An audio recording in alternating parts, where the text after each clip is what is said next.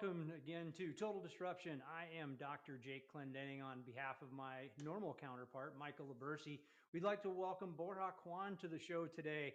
I'm going to read your intro in this, but man, you've been in this industry for a good while. Like this has been your jam for a while, so I'm pretty excited to hear everything about your journey from where you started and like where you saw the marketing side of things then and like what's going on now. So this is going to be a great conversation today. So Borja joined the performance advertising industry in 1998 and has built a career in the industry providing strategic business solutions for teams and clients. His track record of helping grow stable, successful organizations is underpinned by a career-long personal commitment to great client experiences. Borja combines big picture perspective with exacting attention to make sure 415's clients and team members get value out of their work every day. Borja, welcome to the show, man. How are you today? Oh, and of course, now I can't hear you. Thanks for having me. Doing There we well. are.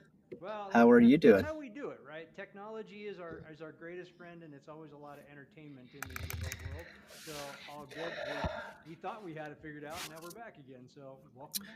Make, Makes it more authentic when you have technical difficulties. Otherwise, if it's perfect, it looks very scripted. So I think it only enhances the podcast. I love the way you're thinking, and I will take it, and I will take that as a win today. Absolutely. So walk us through that. You've been in this space, right? You've been in this marketing space um, since '98. Like that's a choice to stay in one industry, one space, and march down that road that whole time. Good for you. It's a conventional mentality in this digital space. So kind of like walk us through that whole journey.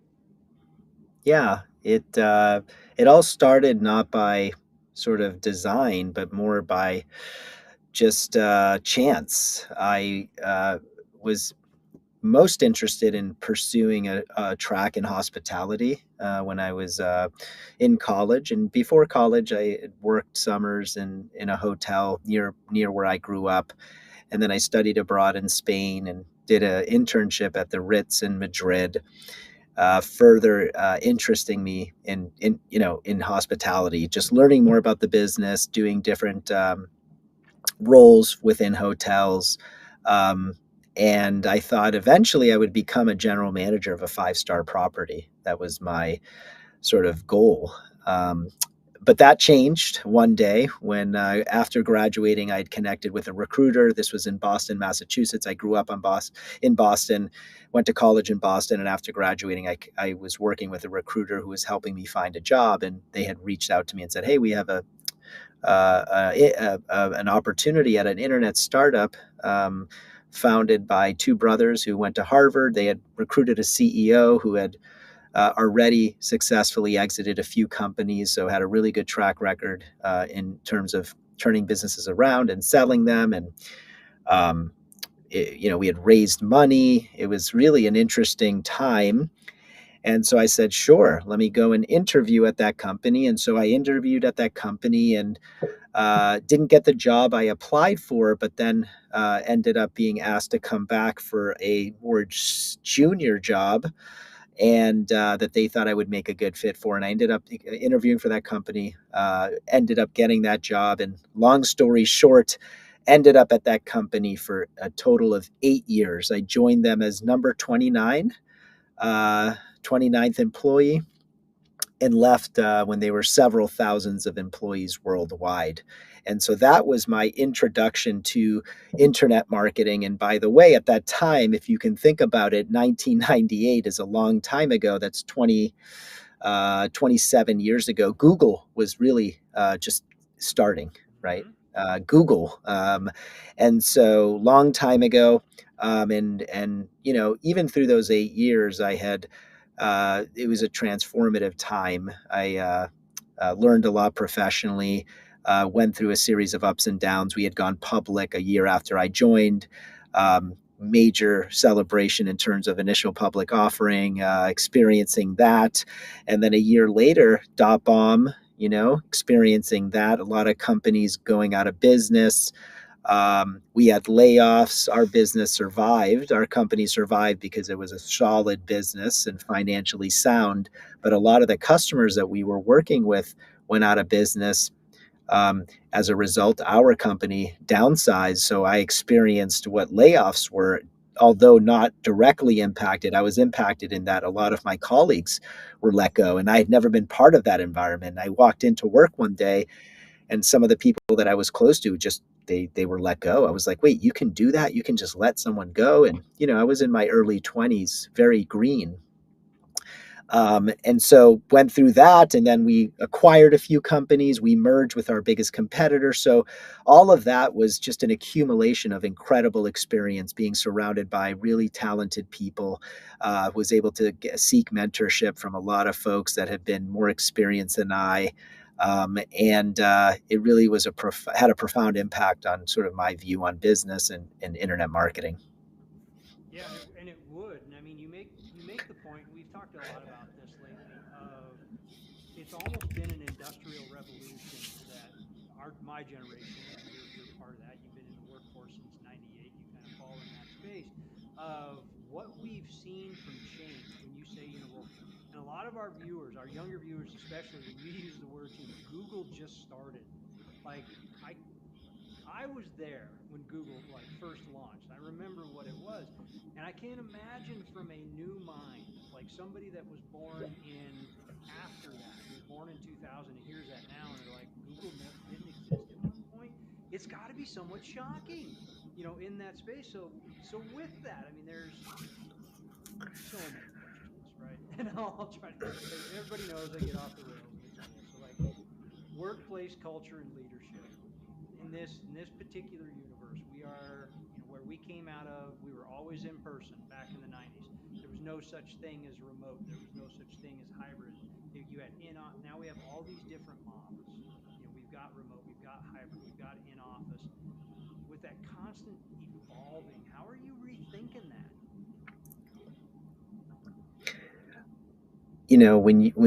When you have a business and you rely on people, on human capital to make your business thrive, which most businesses are like that, you have to learn to adapt, right? Adaptability is an important trait or quality characteristic in leadership, no question. But you also have to remember that some of the principles that existed when I was starting in my career still apply today and are still very important to not lose focus over. And so, I think we do live in a time now, post-COVID environment, where this concept of working from home is very common and popular. Um, and I think a lot of the younger generation um, really buys into that. And I have a very strong view that may be unpopular to some, but I don't think to everyone. I think a lot of people have come around to this, and we're seeing this in financial services, we're seeing this in tech, where people are realizing the value of being in an office. And I know this because I have hired people that have been working from home for 5 years and now come into an office environment. And I have unfortunately seen how that 5 years being at home has really done them a disservice in terms of learning. Mm-hmm. And so I've seen it because I've seen it not only from people that have come to us from a work from home situation, I've also seen it from allowing my team to work from home and then comparing their learning in terms of how accelerated it is versus not accelerated to people that are in office. So I've had comps, real life comps, not based on a book I read or what I've listened to other people say. It's just based on my experience. And so I know that for me, when I look back on my career, I would not have achieved the success I have today had I been working from home at 21. I know this. I know this because a lot of what I gained from being in an office was exactly what I said when I talked about my journey in the early part of my career, 8 years at that company. I never worked from home. The idea of working from home wasn't even an option. It wasn't a discussion point. It wasn't something people did unless you were hired as a salesperson in another geography and you worked remote. Everybody else was in the office at one of our offices, right? East Coast, West Coast. And I learned so much from being in my cubicle, overhearing people on the phone talk, whether it was a salesperson or a client services person. There was this idea of water cooler talk. I know it's kind of something people say, but it is true. Like you're grabbing a cup of coffee in the kitchen, you're grabbing water in the kitchen, you're grabbing a snack, you run into someone in another department, you introduce yourself, you learn more about what they do. Otherwise, that opportunity wouldn't have existed. You're learning through osmosis. You're just out of touch with things if you're working from home, and requiring a Zoom call does not allow for those opportunities. Doing it over Slack does not allow for those opportunities.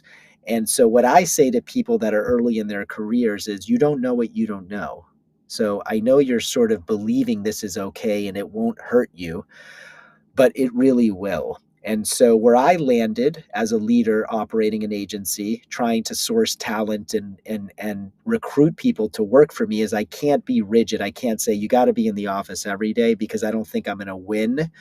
What I've done is compromise, and I said the winning recipe or formula for me is let's go to a hybrid model where you're in the office 3 days a week and you work from home 2 days a week.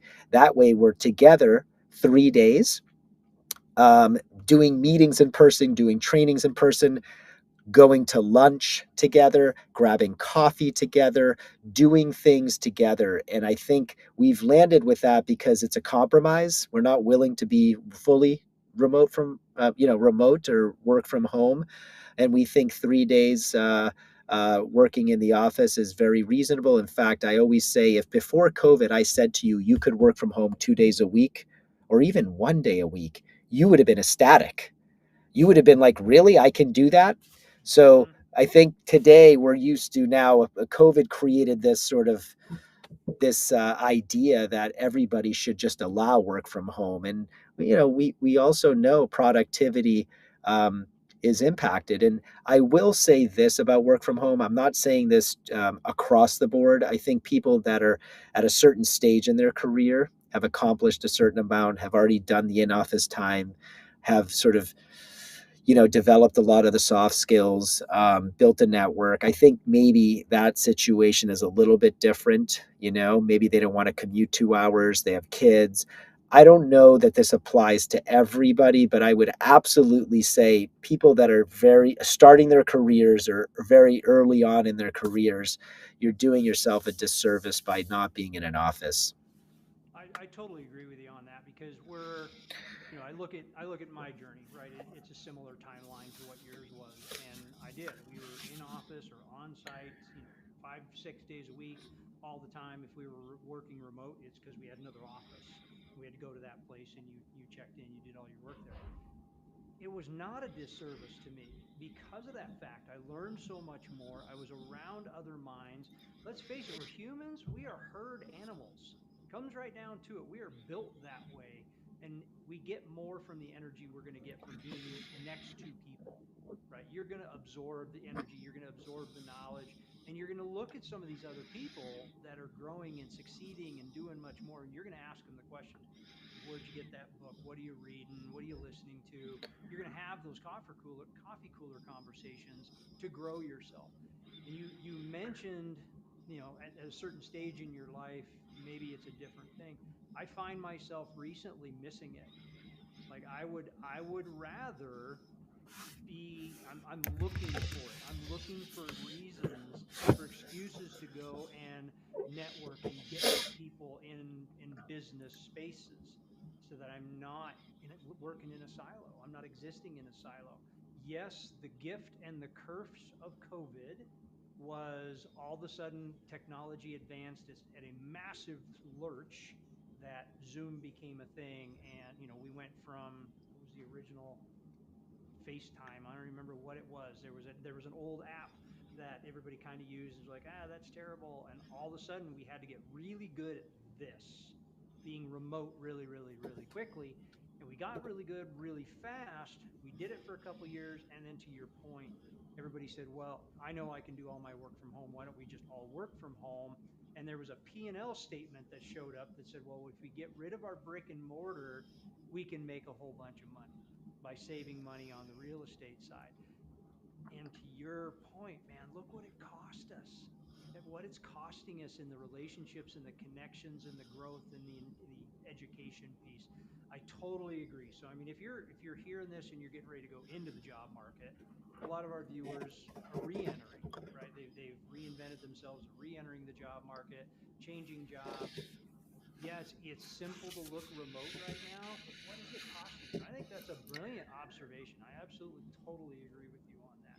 So from a like let's shift. We went kind of down an employment route a little bit. Like for what you're doing, like what are you seeing right now? There's a this is a totally off script question. Um, I heard this a couple days ago from another guest of ours, and I totally agree with it too.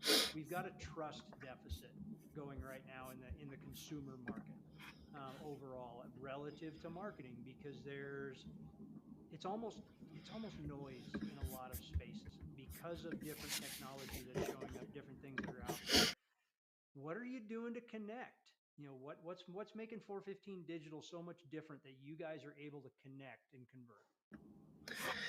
Yeah, I mean, I think with respect to a trust deficit in marketing, that is not a new thing. I think we've always had that objection to overcome with not all companies or businesses that we work with, but many. Many come to us and they say, I've had a bad experience, well, with an agency, or just we haven't seen the results from our marketing investments. Why would we want to do this again?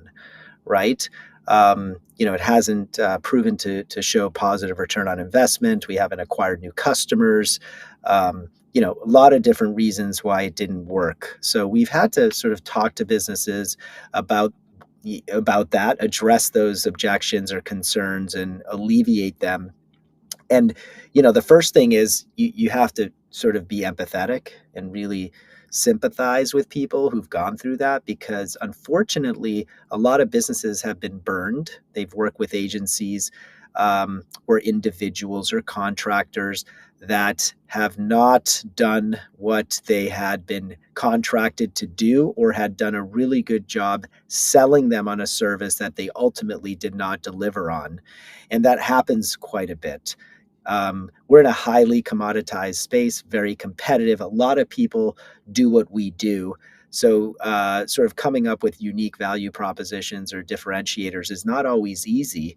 What we try to do in the sales process is not make it a sales process. We try instead to be very consultative and bring value free of charge without anybody entering into an agreement with us. So, if you're a prospect of mine, I'm going to spend a lot of time up front studying your business, getting access to the ad accounts, so that then I can turn that into a deliverable, which for us is we're going to put together a 30 slide plus presentation for Jake.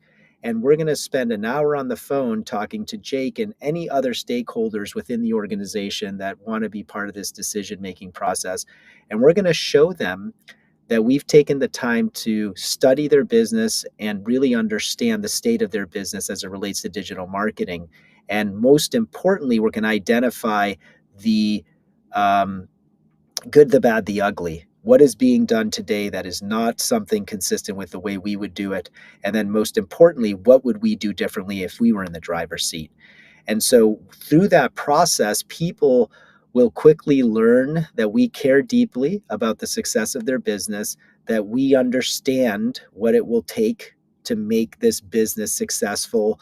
And it gives them the opportunity also to ask us very tough questions, right? And learn more about our minds and how we think about their business and digital marketing working together.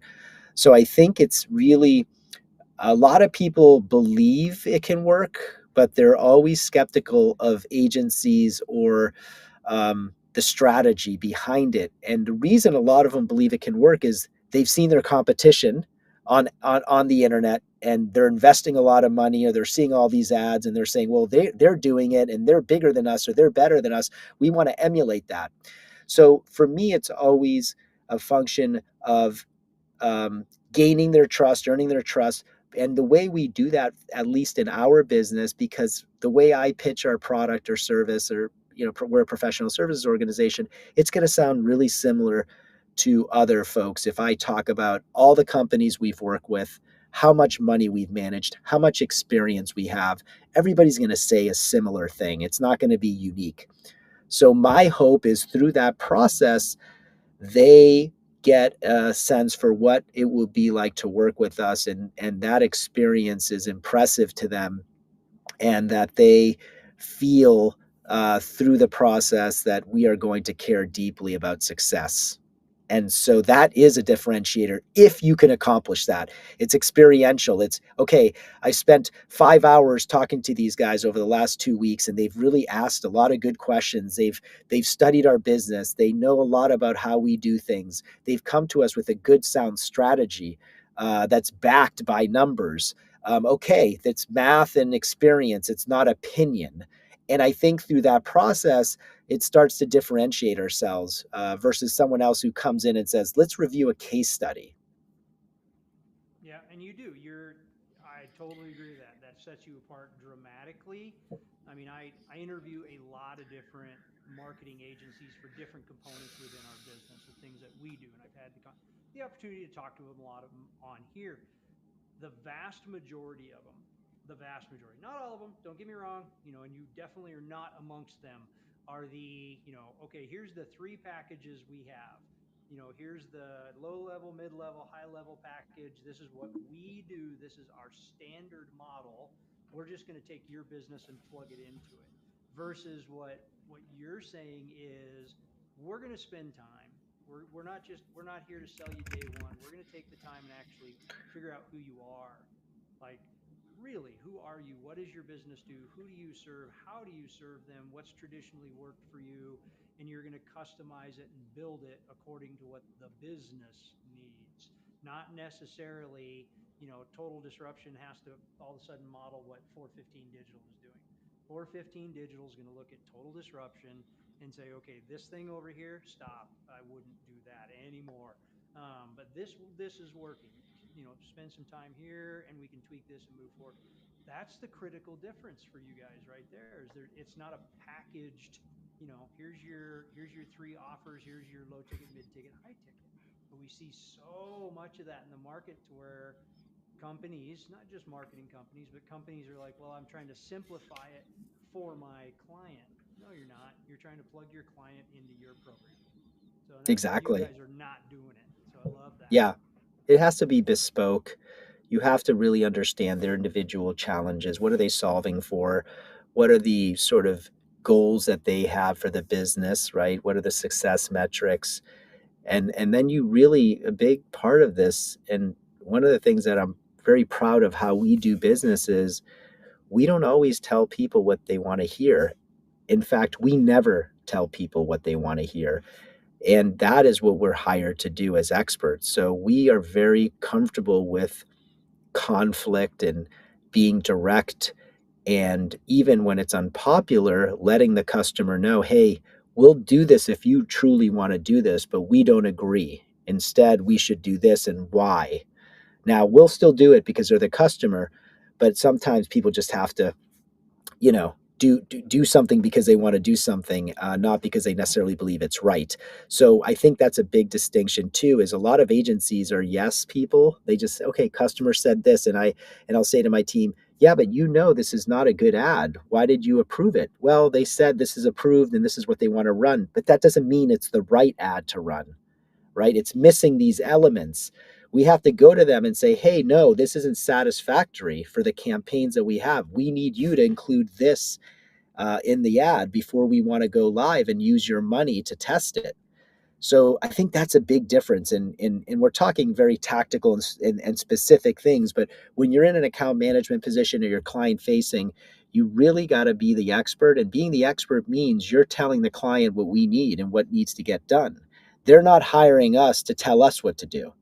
It's like when I hire anybody, whether you're a plumber, an electrician, a gardener, a designer, interior designer, an architect, like I have ideas and I have a vision and I kind of know this, but ultimately you're the expert and you should override me because you're the one who's getting paid.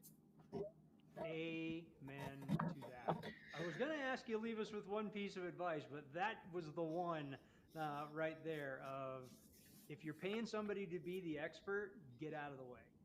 Like let them be the expert. That's why you paid them because you're not. I love that, man. So how does the audience get a hold of you? Yeah, we have a website. There you can learn more about our services, culture. We have some client success stories there, and then we have a contact us form. You can fill that out. We'll get back to you same day, if not the following. And for anybody listening who does invest in digital marketing, Google, Meta, LinkedIn, Pinterest, any of these ad platforms, and you'd like someone to come in and take a look at what you're doing and do an audit, we're happy to do that free of charge. We'll give you sort of as I mentioned earlier, the good, the bad, the ugly, and make some free recommendations. And we always find, no matter what account we've audited, we've always found opportunities for improvement. So that would be something we'd be happy to do. That is a heavy lift, guys. That's a heck of an offer. So 415 Digital, FOUR15digital.com, FOUR15digital.com. Borja, this has been great, man. I really appreciate you spending time with me today. Thank you so much. On behalf of Michael Labersi and Borja Juan, I am Dr. Jake Clendenning. It is your turn to disrupt.